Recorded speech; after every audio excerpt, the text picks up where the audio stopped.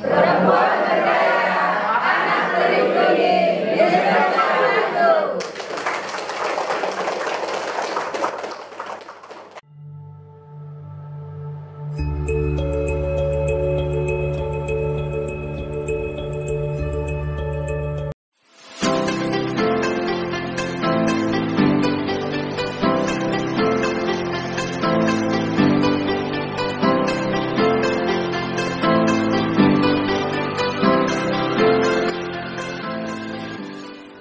Ini program yaitu kesetaraan antara laki-laki dan perempuan. Karena sudah banyak contoh yang sudah ada sekarang, pemimpin-pemimpin perempuan seperti Ibu Fati bisa memimpin perempuan, dan juga kita semua harapannya akan bisa dapat berpartisipasi di seluruh kegiatan-kegiatan yang dilaksanakan oleh para laki-laki. Karena perempuan ini yang bisa dikatakan adalah dia bisa merangkap semua kegiatan, yang mengurus anak, yang mengurus suami, dan kadang mengurus kegiatan-kegiatan yang lain. Pada kesempatan ini kegiatan sosialisasi dan advokasi peningkatan partisipasi perempuan di bidang politik, hukum, sosial, dan ekonomi sebentar akan kita laksanakan secara terpadu ya, untuk penyampaian hal-hal yang dianggap penting yang sifatnya teknis yang akan disampaikan oleh instansi terkait ya, ibu-ibu ya. Semoga pada kesempatan ini ibu-ibu bisa full ya menerima atau bisa menimba ilmu, bisa memberikan manfaat dari apa-apa yang telah disampaikan oleh beberapa narasumber terkait. Dalam hal ini adalah teknis untuk pengembangan kewirausahaan.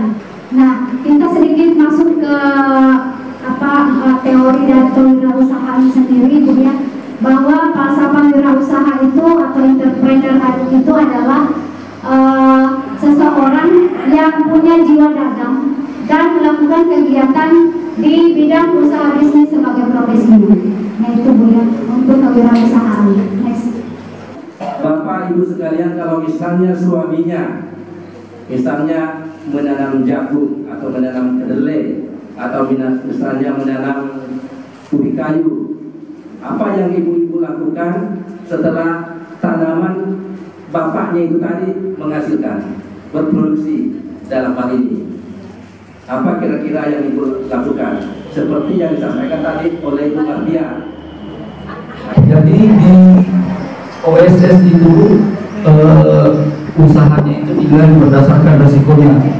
Nah, resikonya itu ada 4, yaitu resiko rendah, menengah rendah, menengah tinggi, dan tinggi. Kalau rendah itu cukup nomor induk berusaha sudah bisa menjalankan usahanya. Terus untuk menengah rendah itu dia ada NIB dan namanya sertifikat standar.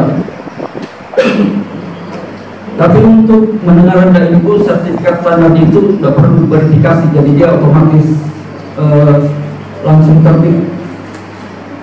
Kalau menengah tinggi itu dia NIB dan sertifikat standar juga, tapi sertifikat standarnya itu harus diverifikasi oleh dinas teknis. Contohnya mungkin tadi PIRT itu label produknya itu harus diverifikasi dari dinas kopernik teknisnya. Kalau misalnya untuk warung makan itu like sehat ya, itu nanti diverifikasi dari dinas kesehatan.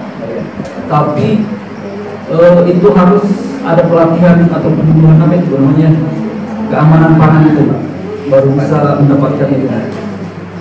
Kenapa dikelompokkan menjadi ke dalam kelompok unggulan? Karena mereka memiliki sejumlah karakteristik dan faktor yang membuat mereka menjadi kontributor utama dalam pertumbuhan ekonomi yang ada di Kabupaten Berau ini khususnya. Itu Bu. Kemudian apa-apa saja yang termasuk di dalam ekonomi kreatif yang di dalam itu ada kerajinan. Seperti apa yang tadi disampaikan oleh Ibu Mardia itu, untuk kerajinan ekonomi kreatif yang termasuk di dalam kerajinan ini adalah mereka terfokus untuk bahan bakunya itu bahan baku alami dan limbah. Misalnya dari rotan, limbah kayu. Di sini kan ada yang untuk diketahui bahwa saya juga dulu pernah bertugas di sini. Selama kurang lebih 2 tahun saya pernah bertugas di kecamatan sebagai kasih transit, Pak. Jadi saya tahu di sini ada yang namanya kayu hitam atau ebony, ya. Nah, itu sangat baik sekali limbahnya itu untuk dijadikan bahan cenderamata misalnya. Cenderamata, kalau itu kualitasnya sangat bagus. Seperti yang kami pernah ke Palu itu, Pak, Ibu, itu kan yang terkenal di situ kayu hitamnya. Jadi setiap limbah yang ada di sana itu tidak terbuang. Mereka gunakan untuk gantungan kunci, tempat asbak dan lain sebagainya, dan itu nilai jualnya sangat tinggi. Sangat tinggi, Ibu-ibu. Nah, begitu juga yang ada di sini. Misalnya di sini kalau misalnya bahan bakunya kayu hitamnya sudah mulai habis misalnya, apalagi yang kira-kira ada yang bisa kita tonjolkan potensinya yang ada di sini. Kemasan produk secara umum adalah suatu wadah ataupun pembungkus yang memiliki fungsi untuk mencegah ataupun meminimalisir terjadinya kerusakan pada produk yang dikemas, ya.